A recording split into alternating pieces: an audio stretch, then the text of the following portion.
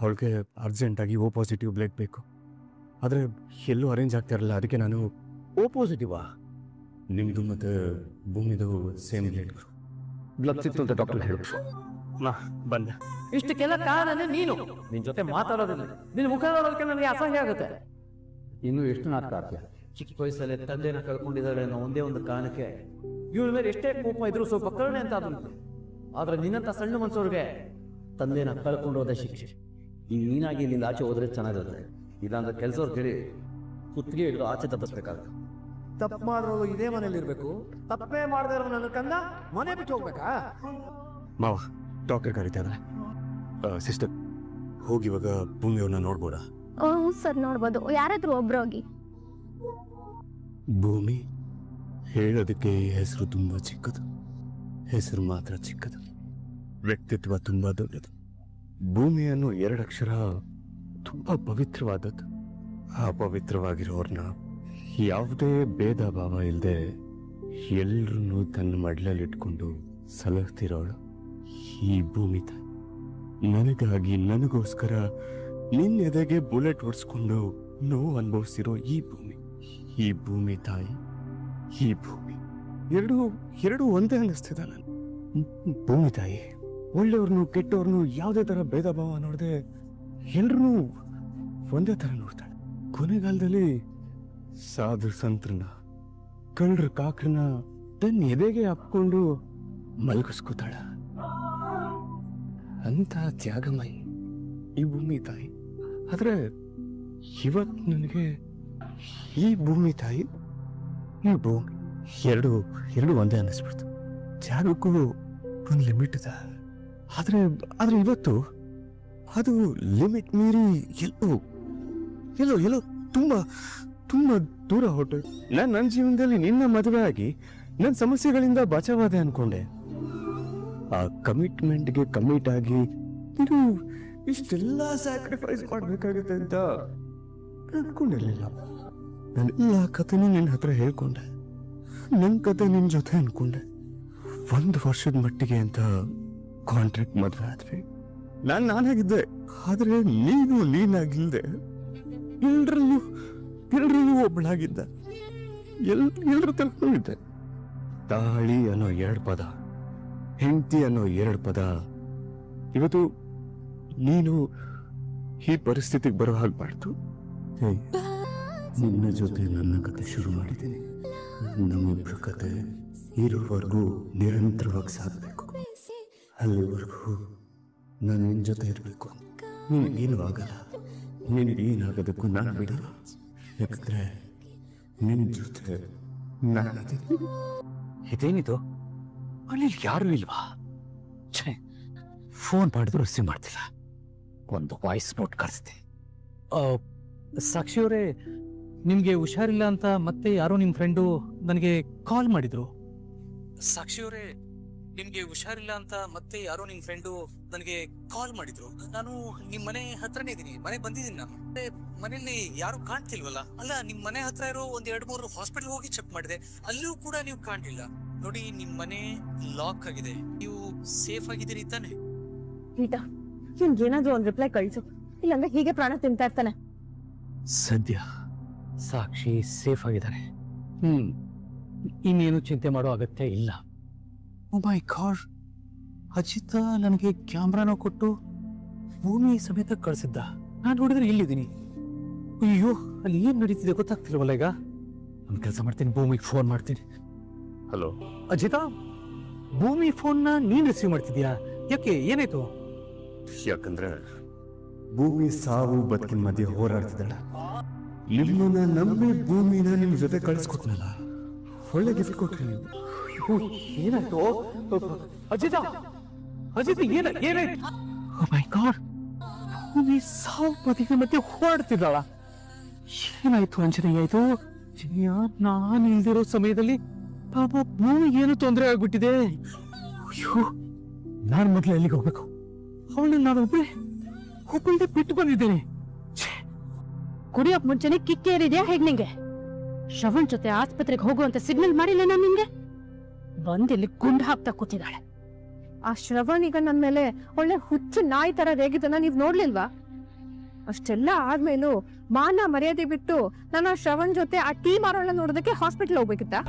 ಅಶ್ವಿನಿ, ಕಬ್ಬಿಣ ಎಷ್ಟೇ ತುಕ್ ಹಿಡಿದು ಭೂಮಿ ಒಳಗಡೆ ಹೂತ್ ಹೋಗಿದ್ರು ಅಯಸ್ಕ ಅಂತ ಕಂಡ ತಕ್ಷಣ ಅದ್ರ ಕಡೆ ಹಾಗೆ ಆಕರ್ಷಣೆ ಹೊಟ್ಟೋಗುತ್ತೆ.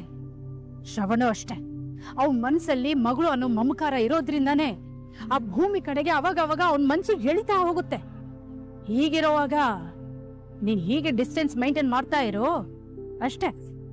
ಆ ಭೂಮಿಗೆ ನೀನು ಅಲ್ಲ ಅವಳ ಜಾಗನ ಅವಳಿಗೆ ಬಿಟ್ಕೊಟ್ಟ ಹಾಗಾಗುತ್ತೆ.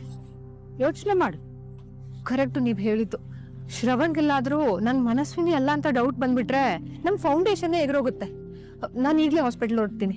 ಒಂದ್ ನಿಮಿಷ, ನಿನ್ ಜೊತೆ ನಾನು ಬರ್ತೇನೆ. ಆ ಭೂಮಿ ನನ್ನನ್ನ ಬಾಯಿ ತುಂಬಾ ಅಮ್ಮ ಅಂತ ಕರೀತಾಳೆ. ಅಮ್ಮ ಅನ್ಸ್ಕೊಂಡ್ಮೇಲೆ ಮಗಳು ಅಲ್ಲಿ ಆಸ್ಪತ್ರೆಯಲ್ಲಿ ಗುಂಡೆ ತಿಂದು ಬಿದ್ದಿರುವಾಗ ನಾನ್ ಹೋಗಿ ನೋಡಿಲ್ಲ ಅಂದ್ರೆ ಆ ಅಜಿತ್ಗೆ ನನ್ ಮೇಲೆ ಡೌಟ್ ಇನ್ನೂ ಜಾಸ್ತಿ ಆಗುತ್ತೆ. ಒಂದ್ ನಿಮಿಷ ವೇಸ್ಟ್ ಮಾಡ್ಬಾರ್ದು. ಹೇಗಾಯ್ತು ಇದೆಲ್ಲ? ಹೇಗಿದ್ದಾಳೆ ಭೂಮಿ ಈಗ? ನನ್ ನೋಡ್ಬೋದಾ? ಬ್ಲಡ್ ಎಷ್ಟು ಬೇಕಾದ್ರೂ ತಗೊಳ್ಳಿ, ಆ ಮಗು ಮಾತ್ರ ಏನೂ ಆಗಬಾರ್ದು.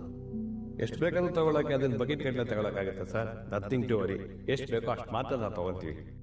ನರ್ಸ್, ಇವ್ರ ಬ್ಲಡ್ ಬೇಗ ಆದಷ್ಟು ಬೇಗ ಡ್ರಾ ಮಾಡಿ. ಎಲ್ಲ ಸಂದರ್ಭಗಳಲ್ಲೂ ಆ ಶ್ರವಣಿಂದಾನೇ ಭೂಮಿ ಬಚಾವಾಗ್ತಿದ್ದಾಳೆ.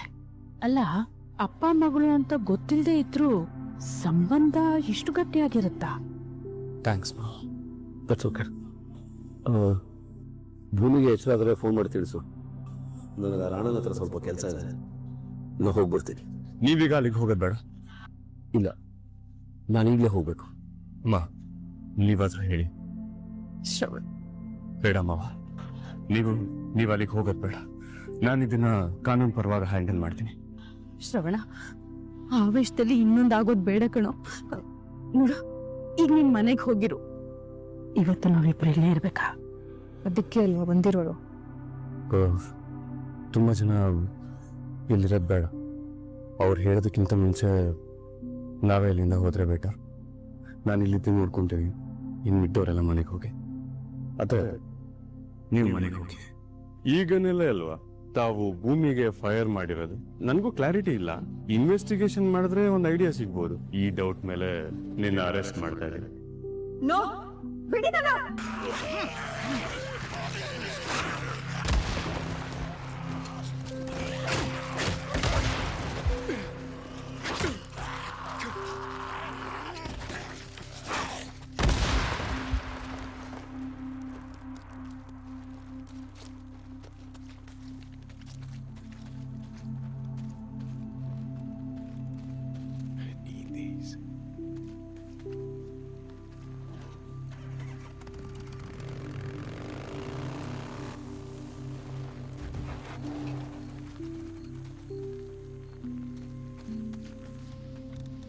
Nest. Gotta be right around here.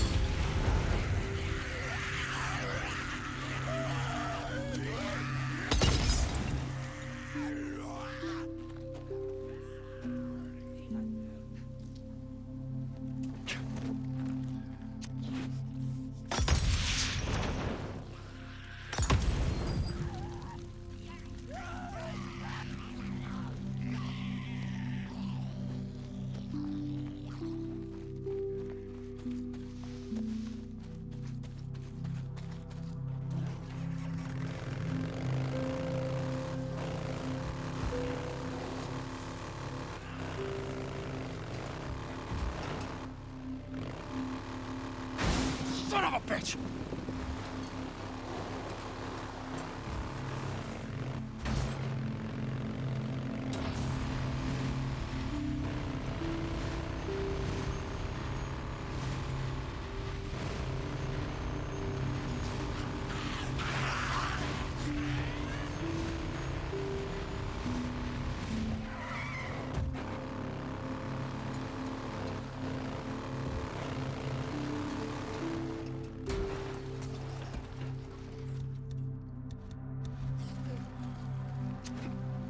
I gotta finish burning out this shit this time.